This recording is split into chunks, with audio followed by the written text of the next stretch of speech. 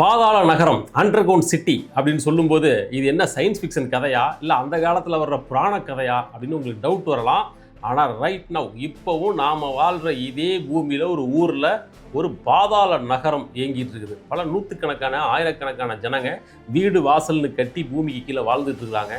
உள்ள வீடுகள் இருக்குது, கடைகள் இருக்குது, நீச்சல் குளம் இருக்குது, தேவாலயம் இருக்குது. பல தலைமுறையாக வாழ்கிறாங்க. ஏன், எப்படி, எதுக்காக அவங்க இந்த அண்டர் கிரவுண்டில் போய் வீடு கட்டிக்கிட்டு வாசல் கட்டிட்டு வாழணும்? அதுக்கான காரணம் என்ன, கதை என்ன, வரலாறு என்ன, இந்த வீடியோவில் பார்த்தலாமா? வெல்கம் டு பிடி ரிப்போர்ட்ஸ். நான் உங்கள் பாரதி தம்பி.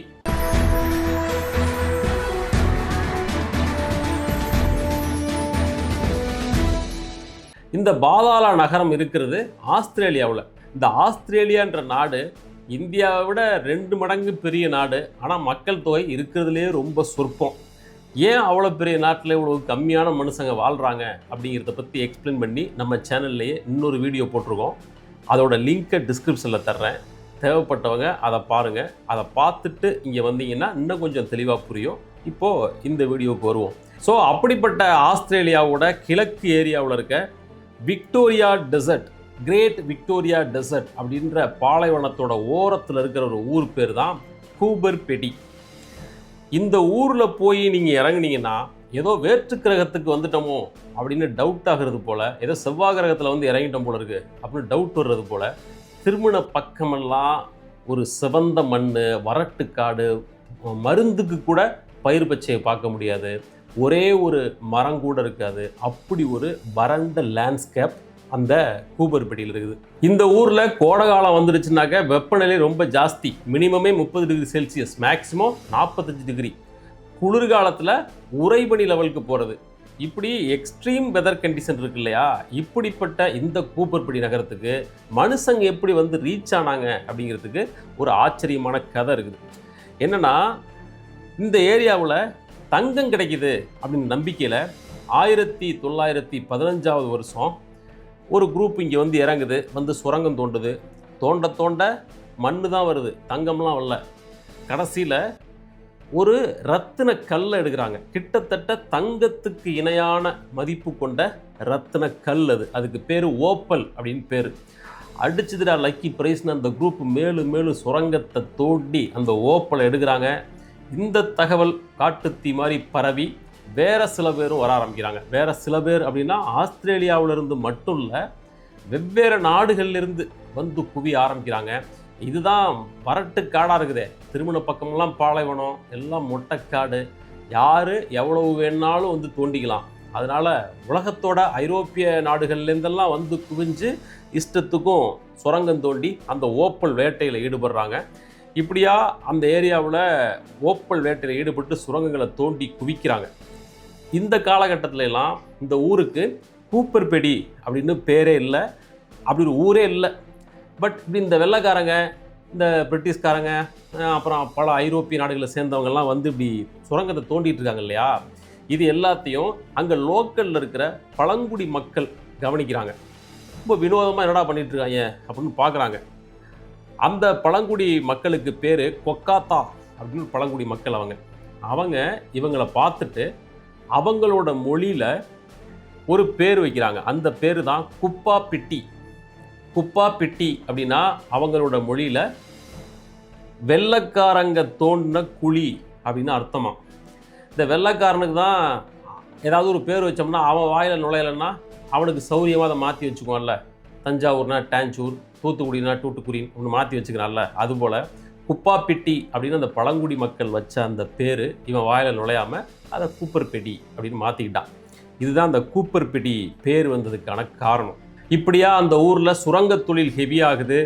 பல நூற்றுக்கணக்கான ஆயிரக்கணக்கான பேர் வந்து சுரங்கம் தோண்டி அந்த ஓப்பல் ரத்தினக்கல்லை எடுத்து விற்க ஆரம்பிக்கிறாங்க. நல்லா பணம் குளிக்குது. அந்த ஊரில் மனுஷ நடமாட்டம் அதிகரிக்குது. பட் பிரச்சனை எங்கே வருதுன்னா, இந்த வெயில், தாங்க முடியாத வெயில். சுரங்க வேலையை செஞ்சுட்டு மீதி நேரத்தில் படுக்கணும், எந்திரிக்கணும், ரெஸ்ட் எடுக்கணும், வாழணும்ல. அது ஆல்ரெடி ஊராக இருந்தாலும் பரவாயில்ல, அது மொட்டைக்காடு. இவங்கெல்லாம் போய் தான் அதை ஊராகவே கிரியேட் பண்ணிட்டு இருக்கிறாங்க. இப்போ வந்தவங்க இருக்கிறதுக்கு இடம் இல்லை. அந்த வெளியில் வந்து வெயில் வேறு அடித்து கொளுத்துது. இப்போ என்ன பண்ணுறது அப்படின்னு பார்க்கும்போது, அந்த தோன்றுன சுரங்கம் இருக்கு இல்லையா, அந்த சுரங்கத்துக்குள்ளே ஒருத்தர் போய் உள்ளே உட்காந்து ரெஸ்ட் எடுக்கிறார்.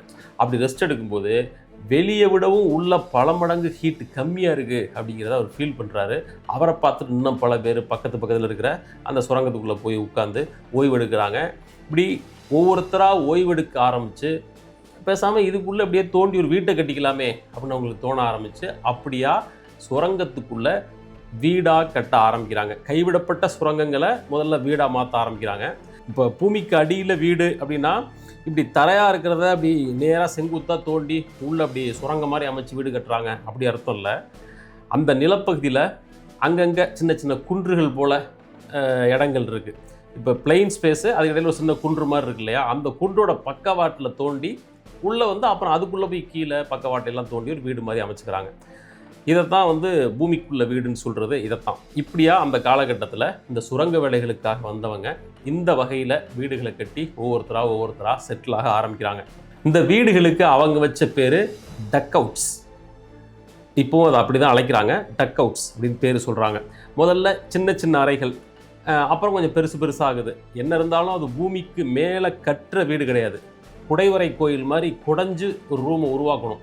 ஸோ நம்ம சௌரியத்துக்கு பெருசாக அதெல்லாம் முடியாது. இதை விடவும் அது டஃப்ன்றதுனால முடிஞ்ச வரைக்கும் சின்ன சின்ன அறைகளாக வச்சு வீடுகளை கட்டுறாங்க. காலப்போக்கில் பணம் காசு சௌரியம்லாம் அதிகரிக்கும் போது ஒரு ரூம் 2 ரூம் ஆகுது. அப்புறம் கிச்சன் ஹாலில் பெரிய பெரிய வீடுகளை நோக்கி அது நகருது. இந்த வீடுகள் அவங்களுக்கு பல வகையில் சௌரியமாக இருக்குது. ஒன்று காஸ்ட் எஃபெக்டிவ், மேலே வீடு கட்டுறதை விடவும் உள்ள வீடு கட்டுறது ரொம்ப காசு கம்மி. ரெண்டாவது குளிர்காலத்துலேயும் அது கதகதப்பாக இருக்குது, வெயில் காலத்துலேயும் கொஞ்சம் கதகதப்பாக இருக்குது. 2 வெப்பநிலையிலையும் 2 வெதர் கண்டிஷன்லையும் உள்ள ஸ்மூத்தாக வாழ முடியுது. அது ஒன்று. அப்புறம் வெளியில் தோண்டப்படுற அந்த சுரங்கங்கள், அந்த நிலப்பகுதியில் இருக்கிற ஆபத்தான பாம்பு பூச்சி மாதிரியான அனிமல்ஸ் இது எதுவும் வராமல் அந்த வீட்டுக்குள்ளே சேஃபாக அவங்களால வாழ முடியுது. இப்படி பல வகைகளில் அவங்களுக்கு ரொம்ப செக்யூரிட்டியாகவும் சேஃபாகவும் இருக்கிறதுனால அந்த வீடை மக்கள் சூஸ் பண்ணுறாங்க. அண்ட் வேறு ஆப்ஷனும் கிடையாது. அதனால் அந்த வீடுகளுக்குள்ளே போய் மக்கள் வாழ ஆரம்பிக்கிறாங்க. காலப்போக்கில் அப்படியே நவீன வசதிகள் இந்த வீடுகளுக்குள்ளே வந்து சேருது. அப்புறம் நிறைய பேர் வீடு கட்ட ஆரம்பிச்சிட்டாங்கன்னா இவங்களுக்கு பொருள்லாம் விற்கிறதுக்கு ஒரு கடை வேணும்ல, அந்த கடையும் பூமிக்குள்ளேயே தோண்டி ஒரு கடை ஒன்று உருவாக ஆரம்பிக்குது. இப்போது அப்படியே போய் கடைசியில் கடை, நீச்சல் குளம், மியூசியம் இப்படி எல்லாம் அங்கே வந்துருச்சு காலப்போக்கில். செர்பியாவிலேருந்து வந்து இந்த சுரங்க வேலைக்காக வந்தவங்க செட்டிலான குடும்பங்கள் நிறைய இருக்கிறாங்க. அவங்கெல்லாம் சேர்ந்து ஒரு செர்பியன் கல்ச்சரில் ஒரு சர்ச்சு ஒன்றையும் உள்ளே கட்டியிருக்கிறாங்க. அந்த சர்ச்சு இன்னமும் இருக்குது. இப்படி அது ஒரு ஊராக மக்கள், மனிதர்கள், வீடு, கடை, கண்ணி, சர்ச்சுன்னு ஒரு ஊராகவே அந்த அண்டர் கிரவுண்டில் உருவாக ஆரம்பிச்சிருச்சு. இப்போதைய நிலைமையில் இந்த கூப்பர்படி நகரத்தில் 2500 பேர் வாழ்கிறாங்க. அதில் 3/4 பேர் இன்னமும் இந்த பாதாள வீடுகளில் தான் வாழ்கிறாங்க. ரொம்ப லேட்டரான ஸ்டேஜில் இப்போ ஒரு 20-30 வருஷத்துக்கு முன்னாடி இப்போ கட்டின வீடுகள் எல்லாம் பூமிக்கு மேலேயே மற்ற ஊர்களை போல தான் கட்டியிருக்கிறாங்க. ஆரம்பத்தில் கட்டும்போது எலக்ட்ரிசிட்டி அவங்கள்ட்ட கிடையாது. இந்த வெப்பத்தை சமாளிக்கிறதுக்கு ஏசி வச்சுக்கணும் அப்படின்னா அதெல்லாம் சாத்தியம் இல்லை. இப்போ ஒரு 30-40 வருஷத்தில் கட்டின வீடுகளில் அதெல்லாம் வந்துருச்சுன்றதுனால இந்த வீடுகள் மேலே தான் கட்டியிருக்கிறாங்க. ஆரம்பத்தில் கட்டின வீடுகள்லாம் உள்ளே தான் இருக்குது. பட் இப்போ வசதிகள் வந்துருச்சே, இவங்களும் மேலே வீடு கட்டிக்கிட்டு இந்த மாதிரி ஏசியெல்லாம் வாங்கி வச்சுட்டு மேலே வந்துடலாமே அப்படின்னா அவங்க வரலை. அந்த மக்கள் தொடர்ந்து அதுக்குள்ளேயே வாழ்கிறத தான் சூஸ் பண்ணுறாங்க. அதுக்கு அவங்க சொல்கிறது, உள்ளே போகிறது பல வகைகளில் வசதியாக இருக்குது, செலவு முக்கியமாக கம்மி, ஏசி, கரண்ட்டு, இந்த பில், இந்த பிரச்சனையெல்லாம் எதுவும் கிடையாது, 2 வெதர் கண்டிஷன்லையும் ரொம்ப சௌரியமாக இருக்குது. இன்னும் அப்புறம் பழக்க வழக்கம், அந்த ஊர்லேயே வாழ்ந்தாச்சு, பழகி போயிடும் இல்லையா, இதுதான் நம்ம வீடுன்ற மாதிரி. அதனால் பல காரணங்களால் அவங்க இன்னமும் இந்த வீடை தான் சூஸ் பண்ணுறாங்க, அதுக்குள்ளே தான் வாழ்கிறாங்க. 1950-60கள் காலகட்டத்தில் இங்கே இந்த ஓப்பல் ரத்னக்கல் எடுக்கிற பிஸ்னஸ் ரொம்ப உச்சத்தில் இருந்த நேரத்தில் அதிகபட்சமாக 1000 சுரங்கங்கள் வரைக்கும் இங்கே ஃபங்க்ஷன் ஆகிட்டு இருந்திருக்கு. அப்புறம் கொஞ்சம் கொஞ்சமாக குறைஞ்சு இன்றைய காலகட்டத்தில் 100 சுரங்கங்கள் வரைக்கும் ஃபங்க்ஷன் ஆகுது.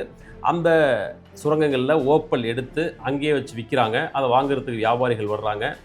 இப்போது கரண்ட்டில் என்ன நடக்குதுன்னாக்க, ஒரு அண்டர் கிரவுண்ட் சிட்டி, பூமிக்கு அடியில் ஒரு பாதாள நகரம் அப்படின்ற அந்த கவர்ச்சியில் ஈர்க்கப்பட்ட பல பேர் இங்கே சுற்றுலா போக ஆரம்பித்தாங்க. அந்த சுற்றுலா போகிறவங்க அந்த அண்டர் கிரவுண்ட் வீட்டில் தங்க ஆரம்பித்தாங்க. அவங்களுக்கு வாடகைக்கு விட்டு அது ஒரு வருமானமாக இவங்களுக்கு மாறுது. இப்படி அண்டர் கிரவுண்டில் புதுசாக ஒரு ஹோட்டலையே கட்டி வாடகைக்கு விட ஆரம்பிச்சிருக்காங்க. இப்படியெல்லாம் புதிய வருமான வாய்ப்புகளை இந்த அண்டர் கிரவுண்ட் நகரம் உருவாக்கி இருக்குது. இங்கே வாழ்கிற மக்களுக்கு என்ன பொழுதுபோக்கு அப்படின்னு பார்த்தோம்னா, அதுக்கு பூமிக்கு மேலே ஒரு டிரைவிங் தியேட்டர் இருக்குது, அப்புறம் ஒரு கோல்ஃப் மைதானம் இருக்குது. அந்த டிரைவிங் தியேட்டரோட வாசலில் யாரும் வெடிமருந்துகளை எடுத்துகிட்டு உள்ளே வரக்கூடாது அப்படின்னு போர்டு வச்சுருக்குறாங்க. ஏன் வெடிமருந்து அப்படின்னா, இவங்கெல்லாம் அந்த மைனிங் ஒர்க்கில் தான் இருக்கிறாங்க, சுரங்கம் தோன்ற வேலையை முடிச்சுட்டு அப்படியே அந்த வெடிமருந்தோடு வந்து தேட்டருக்குள்ளே வந்துருவாங்களாமா. அதனால் விபத்து ஏற்பட்டுறக்கூடாதுன்னு நம்ம ஊரில் எச்சில் துப்பாதீர்கள் அப்படின்னு போர்டு வச்சுருக்கிறது போல், வெடிமருந்தோடு உள்ளே வந்துடாதீங்க அப்படின்னு போர்டு வச்சுருக்கிறாங்க. அப்புறம் அந்த கோல்ஃப் மைதானத்தில், வழக்கமான கோல்ஃப் மைதானம் பெருசாக இருக்கும், பச்சை புல்வெளி, அதெல்லாம் இங்கே சாத்தியம் இல்லை. இந்த செயற்கையான பச்சை புல்வெளி மேட் விரிப்பாங்கள்ல, அது மாதிரி தான், அதுவும் சின்ன கிரவுண்டு. அந்த புல்வெளியும் கூட விளையாட போகிறவங்க கையோடு அதை எடுத்துகிட்டு போகிறாங்க, அதை விரித்து விளையாடிட்டு மறுபடியும் சுருட்டி எடுத்துகிட்டு வந்துடுறாங்க.